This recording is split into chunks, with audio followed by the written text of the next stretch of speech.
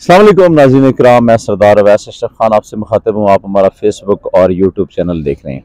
इस्लामाबाद में बल्दियाती इंतखाबात चल रहे हैं। सरदार आमिर साहब ये बताएं कि आज मुस्लिम लीग नून के जो चेयरमैन के कैंडिडेट हैं, उन्होंने कल पिटीशन दायर की थी हाई कोर्ट में, और उससे पहले वफाकी हुकूमत ने जो एक इजरा किया, एक नोटिफिकेशन के जी जो बल्दियाती इंतखाबात चल रहे हैं वो मुलतवी होने चाहिए, चूँकि यूनियन कौंसल्स जो हैं वो उनकी तादाद जो है वो 101 है, 125 होनी चाहिए, तो क्राइटेरिया ये वो। उसके बाद फिर वो कल कोर्ट में चले गए। इन्होंने इलेक्शन कमीशन को कहा, तो इलेक्शन कमीशन ने कहा कि जी हम तो 31 दिसंबर को इलेक्शन करवाएंगे। तो फिर उन्होंने इलेक्शन कमीशन ने इनको राय भी ये दी और एक रास्ता भी निकाल दिया कि आप कोर्ट में जाएं। तो राय फरार इख्तियार की जा रही है मुस्लिम लीग नून की जानिब से, और कैंडिडेट भी जो है ना वो पीडीएम के सारे मिला जुला के इनके पूरे हल्के के अंदर कैंडिडेट भी पूरे नहीं हो रहे हैं। एक तो ये बात, और दूसरा ये बताएं कि इस्लामाबाद की कॉन्स्टिट्यूंसी के अंदर जो बल्दियाती इंतखाबात हो रहे हैं, इसके अंदर जो अक्सर जो कैंडिडेट हैं वो उनके बारे में ये कहा जा रहा है कि यार ये कोई कब्जा माफिया है सब पार्टियों की तरफ से। ये बला इताक है इन चीज़ों की कि पीटीआई है, नून लीग है, पीपल्स पार्टी है, पीडीएम है, लेकिन ज़्यादातर जो लोग हैं वो प्रेशर ग्रुप हैं और कब्जा ग्रुप हैं जो लोग कैंडिडेट सामने आ रहे हैं। क्या कहेंगे? और ये राय फरार इसलिए इख्तियार की जा रही है कि इन्हें जो ज़मनी इंतखाबात हुए थे उसमें इनको बेहतरीन और बड़ी आला किस्म की शिकस्त मिली। उसके बाद इनको ये पता है कि हमने कहीं पर नहीं जीता, और जो इस वक्त हवा चल रही है वो पीटीआई की हवा है। आपने जहाँ तक जिक्र किया कि कोर्ट का, कि कोर्ट ने जब लास्ट टाइम ये इलेक्शन हुए थे तो पीटीआई ने एक पिटीशन दायर की थी कि इसके हल्के बढ़ने चाहिए। उन हलकों के तहत कोर्ट ने फैसला दिया था कि 121 कॉन्स्टिट्यूंसीज बना के उसमें आप हल्के बना के उसमें आप इलेक्शन करवाएं। पहली बात यह है कि वो अभी स्टैंड करती है वो। अब ये इलेक्शन से चंद दिन पहले जो ये एकदम इन्होंने सिलसिला स्टार्ट किया है कि जनाब ये दोबारा, एक तो इन्होंने उसमें जो रूलिंग ये पास कराना चाह रहे हैं सेनेट से, वो ये है कि जो यहाँ का मेयर होगा वो इंडिविजुअली इलेक्शन लड़ेगा, अलग से, जिस तरह एमएनए लड़ता है या मिनिस्टर लड़ता है, एक तो वो उस तरह लड़ेगा। सेकेंडली उसको रोकने के लिए, इलेक्शन रोकने के लिए इसलिए कोशिश की जा रही है कि इनके जितने कैंडिडेट्स हैं इनके पास, पहली बात तो ये कि किसी हल्के में भी पूरा ग्रुप नहीं है। अपना पीडीएम पूरी के पास या सिर्फ एक मुस्लिम लीग नून के पास? मुस्लिम लीग नून के पास नहीं है, क्योंकि मुस्लिम लीग नून अपने प्लेटफॉर्म से लड़ रही है यहाँ पे, और वो 7 लोगों को मिला रही है, पीपल्स पार्टी वालों को या दीगर जितने भी। उसके बावजूद चूँकि इनके पास लोग नहीं है और ना ही पढ़े लिखे लोग हैं, अजीब अजीब से नाम और अजीब अजीब से लोग हैं। अगर मैं आपको कभी दिखाऊं तो आपको नज़र आएगा कि जो तस्वीरें लगी हुई हैं वो देख के बंदा का दिल कहता है कि यार ये हमारे किस तरह हमारा काम करेगा, ये किस तरह इसको, क्योंकि बिल्कुल जाहिल लोग हैं। इस वक्त जो हवा चल रही है वो पीटीआई की है और मैक्सिमम सीटें पीटीआई लेके जाएगी। ये इन इलेक्शंस को रुकवाना चाहते हैं क्योंकि ग्राउंड रूट लेवल जो है वो पीटीआई तकरीबन विन कर चुकी है, कश्मीर में भी किया है, बाकी जगहों पे भी कर रही है। तो ये एक जगह, इस्लामाबाद एक ऐसा कैपिटल है जहाँ पे इनको पता है कि यहाँ की सीट बड़ी अहम है, इस वजह से इसको डिले कराना चाह रहे हैं। नंबर 1। नंबर 2, आपने बताया कि सब कब्जा ग्रुप है। जी बिल्कुल, ये वही लोग हैं जितने ये सामने लाए जा रहे हैं।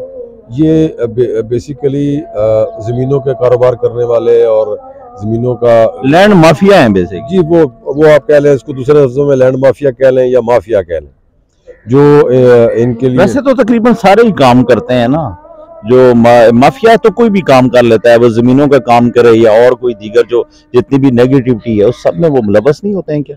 जी बिल्कुल होते हैं।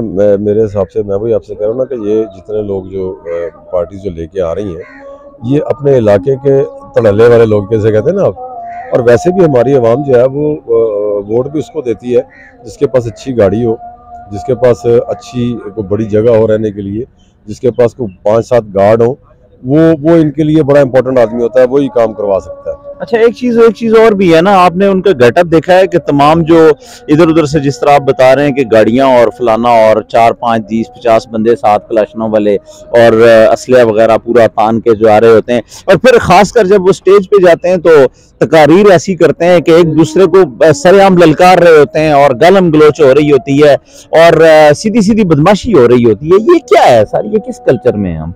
और एक दूसरे को ये कहा जाता है आओ ना तुम आओ मैदान में, हम तुम्हें बताते हैं और तुम्हें हम भगाएंगे और मारेंगे और फलान होगा। और ये क्या चीज़ है, हम क्या कल्चर है सर? यही कल्चर जो डेवलप हो रहा है, ये बेसिकली तो ये नून लीग का कल्चर है। इन्होंने इसी कल्चर के तहत, जहाँ पे हम बैठे हैं उसके साथ ही एक बिल्डिंग है जिसे सुप्रीम कोर्ट कहा जाता है, उसके ऊपर जब हमला किया तो ये कल्चर देखने वाला था। इन्होंने किस तरह दीवारें फलांगी, किस तरह इन्होंने सुप्रीम कोर्ट के बोर्ड तोड़े, जिसका केस आज तक मेरे ख्याल कहीं नहीं दाखिल हुआ। इसी तरह ये कल्चर जो है इनका बदमाशाना कल्चर और जो माफियाज का कल्चर होता है। नहीं तो माफिया जब है तो माफिया को कौन पूछ सकता है सर? आप ये कह रहे हैं कि सुप्रीम कोर्ट को, अब वो इमरान खान पे एफआईआरों के ढेर चढ़ रहे हैं और जो भी बंदा कोई बात कर रहा है उसको अंदर कर रहे हैं, पकड़ के नंगा कर रहे हैं, ठीक है, तो इनको तो कोई भी नहीं पूछता, इनके ऊपर तो ना कोई एफआईआर, इसलिए कि माफिया है ना, माफिया के आगे तो सब ने घुटने टेके हुए हैं ना, अगला भी जो माफिया है वो भी ये भी। इनके लिए फैसला दिया गया था, उसमें इनको बाकायदा 2 लफ्ज़ों से पुकारा गया था, और मैं समझता हूँ कि साकिब निसार के उस फैसले के अंदर ये साकिब निसार का एहसान है कि उसने एक खुली किताब आपके सामने रख दी, सिसिलियन माफिया और गॉडफादर। ये वही लोग हैं जो हर तरीके से, हर अमल से दूसरों को दबा सकते हैं और पैसा लगाते हैं, वो पैसे से ना माने तो उसे मार देते हैं। अरशद शरीफ शहीद की बात कर लें, उसके अलावा अभी स्वाति साहब के साथ देख लें, कानून ये कहता है, मैं एक नाकसा तालिब इल्म हूं कानून ये कहता है कि एक जगह एक वकूए का पर्चा 2 दफ़ा नहीं हो सकता। यहाँ पे एक ही वकूए के पर्चे को आपने 26 जगह करवाया है और पूरे पाकिस्तान में करवाया है और उसका मुद्दई पता नहीं कौन है। तो ये जो कुछ हो रहा है, ये आइन की धज्जियाँ उड़ाई जा रही हैं, आइन का बेड़ा गर्क किया जा रहा है, कानून का बेड़ा गर्क किया जा रहा है। सिसिलियन माफिया और गॉडफादर की बात की, ये तो बात आप सही कर रहे हैं, लेकिन दूसरी जानिब वो तो साकिब निसार ने उनको जो लक़ब दिया वो आप यूं समझें कि उसने बड़ा एहसान किया, लेकिन उसने एक और खराबत पैदा नहीं की कि मुस्लिम लीग नून को उसने ये वाला, आप यूं समझें कि नवाज शरीफ को तायाद नाअहली वाला जो फैसला, ये तो कमज़ोर फैसला था। अगर दिया जाता तो नवाज शरीफ के ऊपर चूंकि चार्ज इतने थे, करप्शन इतनी थी, मिलने फलां पूरे पार्कलैंड के अंदर फ्लैट्स और दीगर मनी लॉन्ड्रिंग और इतने इतने मुकदमात, तो उसके ऊपर सिर्फ सिंपल सी ये बात कि जी इस बंदे को टोटल नायल कर दो, बाकी इससे कोई हिसाब किताब ना लो, ये क्या बात है? ये असल में फैसला तो लंबा जा रहा था और बहुत सारी चीज़ों के ऊपर एक वक्त में फैसला नहीं दिया जा सकता कि इस चीज़ की इतनी सज़ा, इस चीज़ की इतनी सज़ा, किसी एक को उठा के फैसला दिया जा सकता है, उसमें कोई फ़र्क नहीं पड़ता। इसमें एक जो मेन आपको मैं चीज़ बताऊं वो आर्टिकल 10 है, वॉल्यूम 10 जो आप कह रहे हैं, वॉल्यूम 10 को खोलने के लिए जो वकील था इनका, उसने कहा था कि वॉल्यूम 10 ना खोलें, आप नाअहल कर दें। उस वॉल्यूम 10 को खोलना, मैं समझता हूँ कि अगर जब जिस वक्त भी हुकूमत कोई दूसरी आए या अगर एहतसाब करना है तो वॉल्यूम 10 को खोलना होगा और वॉल्यूम 10 खोलने के बाद फैसला देना होगा कि इनके ऊपर कौन कौन से केसेस और बनते हैं और इनको किस किस केसेस में और सजा हो सकती है। नहीं, जैसे देखिए ना, मुदरमान कमीशन रिपोर्ट है और बहुत सारी रिपोर्ट्स ऐसी हैं कि जो कि आप ये कहें कि एक अरसा टाइम जब गुजर जाता है, एक टाइम, तो उसके बाद और बहुत सारी जितनी भी चीजें हैं, या जैसे आज ये केस खत्म कर दिए गए हैं, फिर जब एक टाइम और आएगा फिर बाद में पता चलेगा कि यार इन केसों को खत्म करने के पीछे बैकग्राउंड क्या था, या पसे पर्दा क्या मामला तय हो रहे थे, ठीक है।